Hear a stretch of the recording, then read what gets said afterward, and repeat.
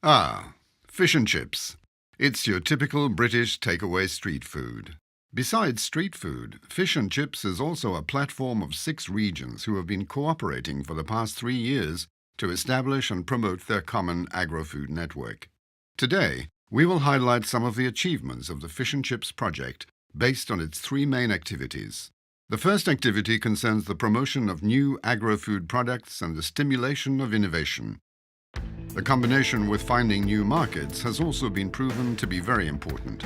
Wij zijn hier vorig jaar als het ware van een experiment gestart om zout te winnen. Dat deden we door gebruik te maken van verdamping, wind en zon. En nu is het zaak om te kijken of we naar een businessmodel kunnen komen. En dat het ook interessant is om het te produceren, maar ook op de markt af te zetten.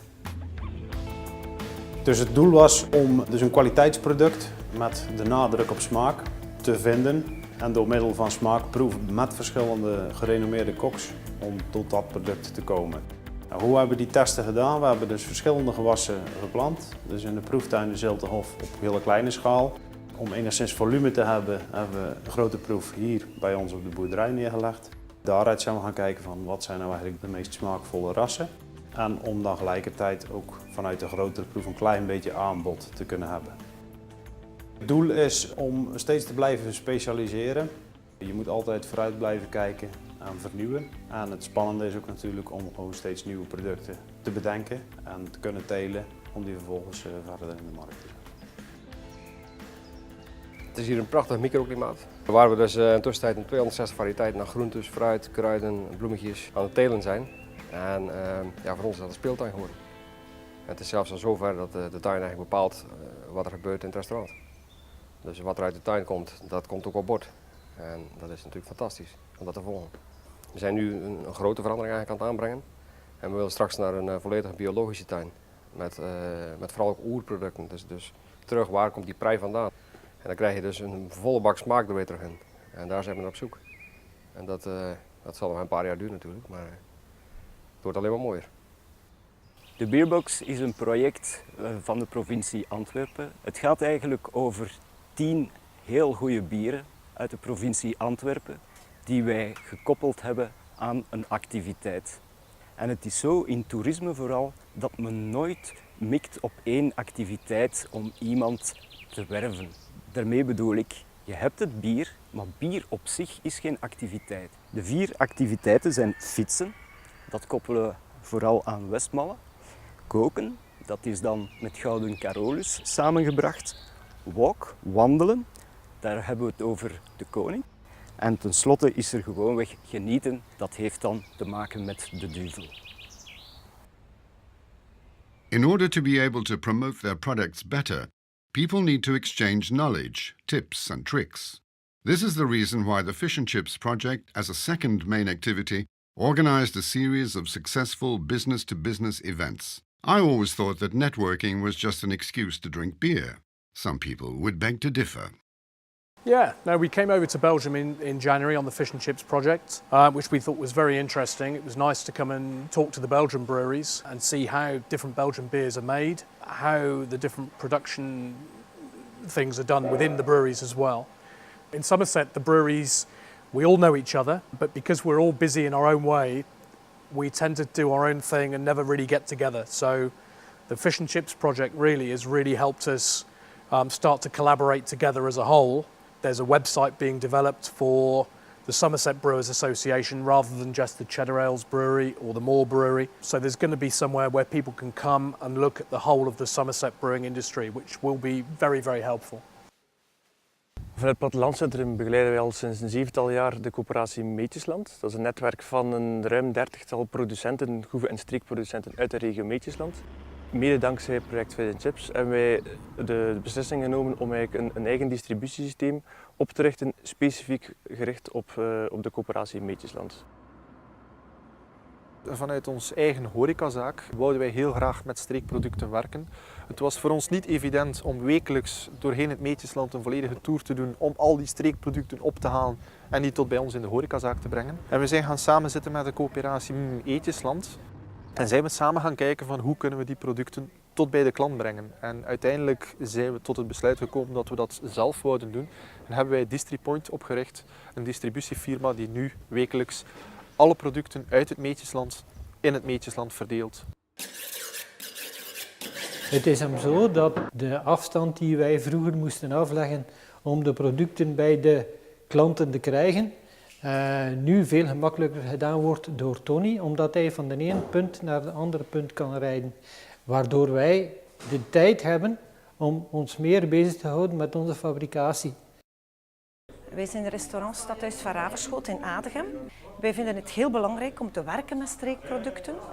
En sinds dat het distributiecentrum Meetjesland actief is, is het voor ons heel gemakkelijk om producten aan te kopen.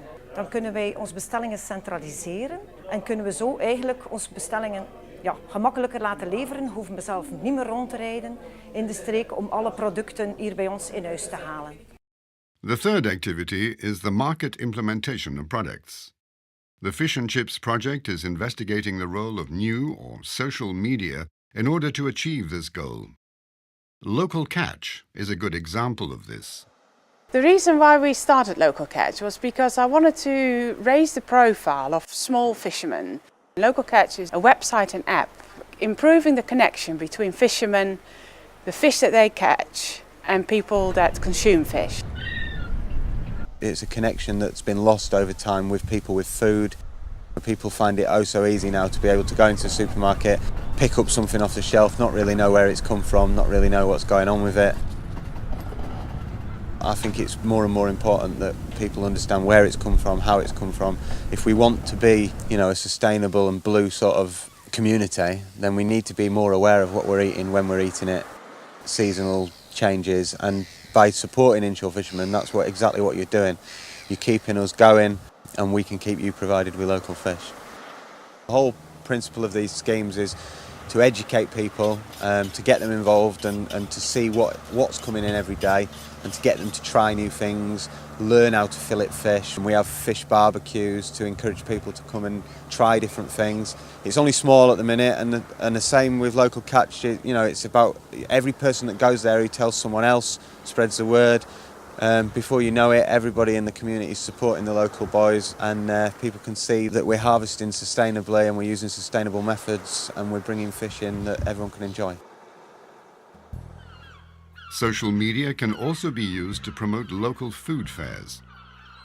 I went on one of the Fish and Chips digital marketing workshops a couple of months ago, and it was fantastic. I know I need to do more video to promote my food festival and Levels Best and the other projects I'm involved in, but I was a bit nervous.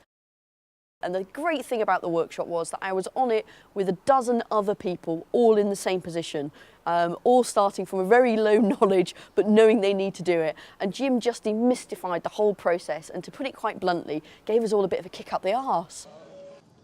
I mean, this is actually delivering the chips part of the Fish and Chips project. It's about microchips as well as actually the food production. We're just trying to build their confidence. People are generally quite scared when it comes to video cameras and video, or they think they need to employ huge companies with lots of video production, cameras and sound and so on. And what we tried to do was to get them all into this workshop together and just show them from very simple techniques, maybe on smartphones, to how to hire a camera and everything in between, just to get something online brilliant for you. When you're a sole trader, you're thinking on a day-to-day basis how to produce your product. You're not thinking about your Twitter feed, your Facebook account, what your website looks like. You haven't got the time for that, and that's where Levels Best can come in. That as a collective, we talk about those individual producers, we get their message out there to a much wider audience than they could achieve on their own. I mean, we've got a very complex and busy life. Apart from having 2 small children, we run a busy bed and breakfast, and with that and running the flour mill to make the product itself, we don't find a huge amount of time left by, if you like, to do the marketing side. One of the great things Levels Best does is running the monthly farmers markets, which would be a great tool for us in terms of promoting our flour to a wider audience and help us grow the business. At the moment we sell it mainly through farm shops across Somerset, but we hope by using the Levels Best markets we'll be able to get new customers and grow our business. Prominent is een eendaags plattelandsevenement waarbij dat ondernemers zichzelf in de kijker kunnen stellen bij een ruim publiek aan liefhebbers van het platteland.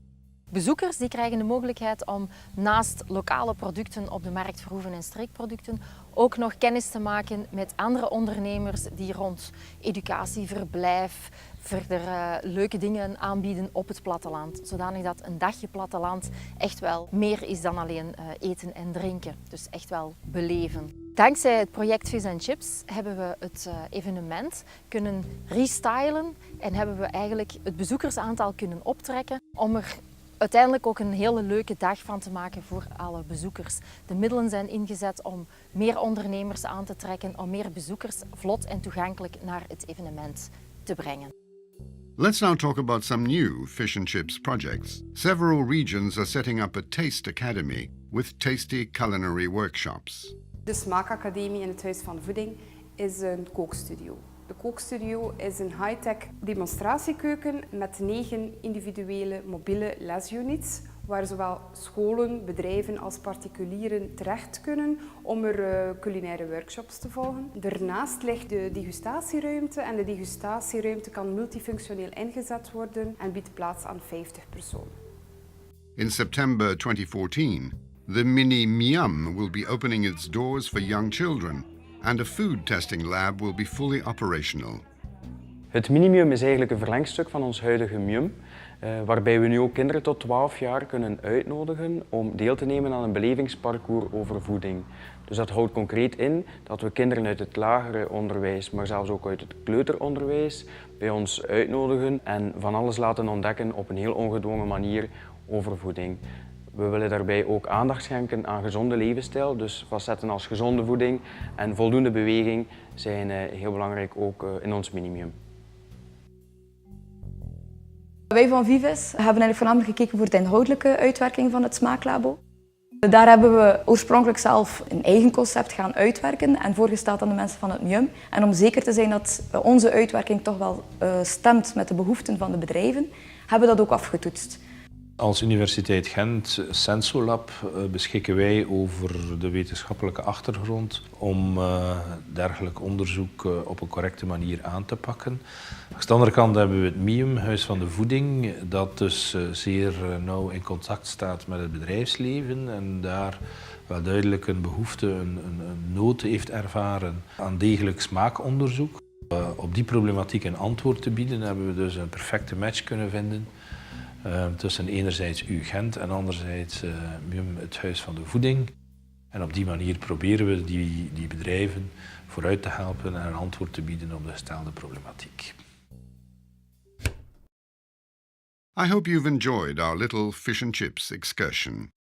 And now, if you'll excuse me, all this talking about food and beer has made me thirsty. Cheers.